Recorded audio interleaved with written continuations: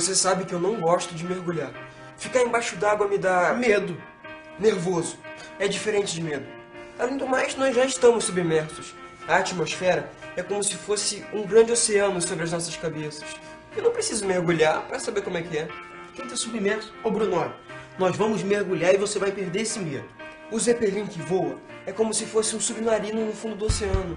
Nós já estamos mergulhando. Faz sentido isso, Luiz? Eu entendi. Nós realmente estamos submersos. A diferença da gente para os peixes é que os peixes estão em uma espécie de atmosfera líquida, envoltos por água, e nós estamos envoltos por gases. O ar que respiramos, de onde a gente tira o oxigênio para viver, está em toda parte, em toda a atmosfera da Terra. Olha, é preciso ter imaginação mesmo. Em volta de nós, uma porção de moléculas que nós não podemos ver. Não dá para ver, mas dá para sentir. O Joel vive dizendo que ciência é superar os sentidos. Isso mesmo.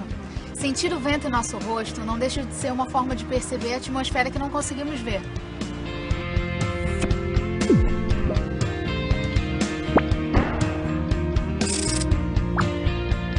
Segundo a lei de Boyle, o volume de um gás varia inversamente com a pressão aplicada sobre ele.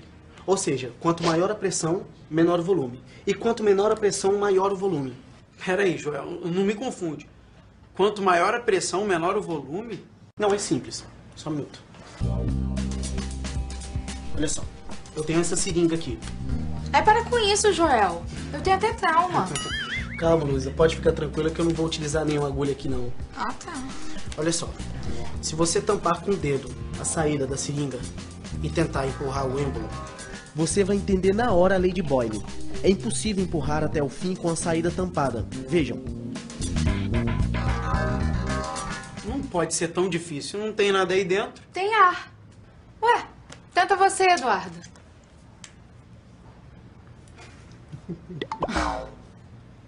Não dá mesmo. Agora eu te entendo, já. Quanto mais eu forço diminuindo o volume, maior a pressão que o gás exerce sobre o êmbolo. E aí fica mais difícil continuar diminuindo o volume.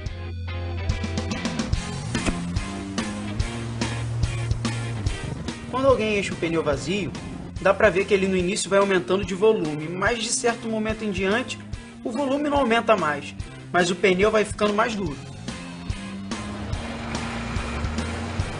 No início, o ar que é colocado, ele enche o pneu. Mas depois chega um certo momento que não dá mais para esticar a borracha do pneu. E o ar continua entrando. E o pneu vai se tornando mais duro. Tá, mas o que isso tem a ver com a seringa? A pressão, Eduardo. Olha só. Você só não conseguiu empurrar o êmbolo porque a pressão lá dentro aumentou. A mesma coisa aconteceu com o pneu duro. Mas espera aí. A pressão aumentou na seringa porque eu fui forçando o volume a ficar cada vez menor. Mas no pneu não. Pois é. No pneu você foi aumentando a quantidade de ar lá dentro. Ou seja, mais ar no mesmo volume. Logo, mais pressão. Então há mais de um modo de aumentar a pressão além de diminuir o volume, aumentando a quantidade de ar desde que não mude o volume. O ar, quando está em alta pressão, consegue coisas incríveis, até sustentar um caminhão. É fantástico. O ar dos pneus aguenta um caminhão tranquilamente. Eu coloquei toda a minha força nessa seringa e não consegui vencer um pouco de ar que estava aqui dentro. Mas eu reparei um detalhe na lei de Boyle. Ela diz que o volume de um gás varia inversamente com a pressão.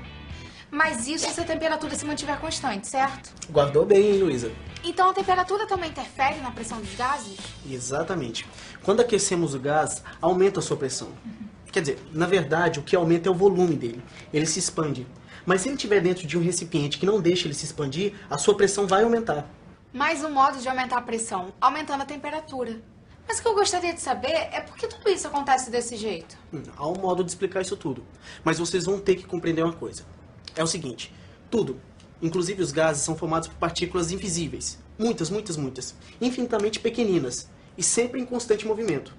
Hein? É muito estranho mesmo, porque eu olho pro ar e eu não vejo essas partículas. Bem, é verdade que às vezes eu vejo algumas partículas voando de uma almofada. Por exemplo, quando a luz do sol bate, dá pra ver. Não, cara. Não são essas partículas. Isso são grãozinhos de poeira. As partículas de que estamos falando são invisíveis. Milhões de vezes menores do que esses grãozinhos de poeira. Mas o que tem essas partículas a ver com pressão? Pois é, a pressão é causada por inúmeros choques dessas partículas contra as paredes em torno. No caso do pneu, elas estão se chocando permanentemente contra as paredes internas. Do lado de fora, as partículas do ar também estão se chocando permanentemente contra o lado externo do pneu, contra a lataria dos carros, contra seu corpo. É a pressão atmosférica. Se elas estão se chocando contra o meu corpo, por que eu não sinto esses choques? São muito pequenas, Eduardo. Cada choque individualmente não é sentido. Por exemplo, se você pega um pouquinho de areia e coloca sobre sua mão, deixa ela escorrer, vocês não vão sentir o grãozinho. Vocês vão sentir o fluxo contínuo da areia. Eu não sinto a pressão atmosférica. É que seu corpo já está acostumado, regulado para conviver com a pressão atmosférica. Imagine só o seu corpo mandando mensagens a todo momento da existência da pressão atmosférica. E por estar regulado para não percebê-la, os nossos sentidos não são tão bons para perceber a pressão atmosférica. Mas é fácil notá-la. Sabe quando a gente toma refresco pelo canudinho? Ali está a pressão atmosférica em ação. É mesmo? Onde? Na verdade, nós não sugamos o líquido. Ah, é? Quem foi? Foi a pressão atmosférica que empurrou o líquido para a boca. Como assim? As tais partículas, responsáveis pela pressão, estão se chocando permanentemente contra a superfície do líquido, do lado de fora e do lado de dentro do canudo. Então está tudo equilibrado. O líquido não desce e nem sobe. Quando o ar é, digamos, retirado de dentro do canudo, não tem mais partículas bombardeando a superfície do líquido que está dentro do canudo. Aí, as partículas que estão bombardeando a superfície do líquido do lado de fora empurram o líquido pelo canudo acima, até a boca. Vem cá, na Lua não tem atmosfera, não é? É. Então, se eu fosse um lunático, quando eu bebesse meu refresco de canudo lá, o refresco não ia subir. Isso mesmo, Eduardo. Eu ainda tô intrigada com esse lance da temperatura. Como explicar o aumento da pressão com o aumento da temperatura? Falta uma informação importante. As partículas de um gás estão em constante movimento. Aumentar a temperatura significa aumentar a velocidade deste movimento. Ou seja, quando damos calor a um gás, a sua temperatura aumenta e as suas partículas passam a se movimentar com maior velocidade. Ah, tá. Se aumenta o movimento das partículas, a pressão aumenta. É, se o volume não aumentar. O calor é uma forma de energia. Quando damos calor a um gás, estamos repassando energia. Pelo menos uma parte dessa energia, quando absorvida pelo gás, faz com que a velocidade das partículas aumente. O aumento da velocidade das partículas significa que a partícula aumentou a sua energia cinética. Isso quer dizer que o gás absorve calor, aumentando a energia cinética de suas partículas. Essa teoria das partículas é um lance bem esquisito. Mas até que explica as coisas. Primeiro, a pressão é causada pelos choques dessas partículas. Quando diminui o volume, a pressão aumenta, porque a frequência de choques aumenta. Quando aumenta a quantidade do gás, aumenta também a frequência dos choques, e aí aumenta a pressão. E se aumenta a temperatura, as partículas se movem mais rápido, e aí aumenta a frequência dos choques em um mesmo volume. Parece bem coerente. Mas isso aí que você chamou de teoria das partículas é a teoria cinética dos gases. É uma boa teoria mesmo. Através dela você consegue desenvolver matematicamente as leis dos gases. Poderosa essa teoria, hein?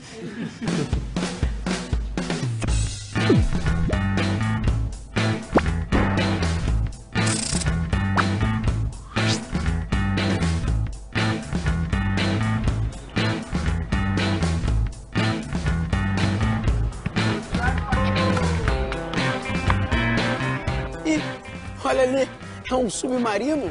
É um Zeppelin? O que? Onde? Não, é o Bruno, brigando com as partículas que estão se chocando permanentemente contra as paredes internas da bola. Tá louco? Eu tô louco pra fazer uma pressão externa na bola e colocar as partículas direto dentro do gol. Tchau. Pirou de vez.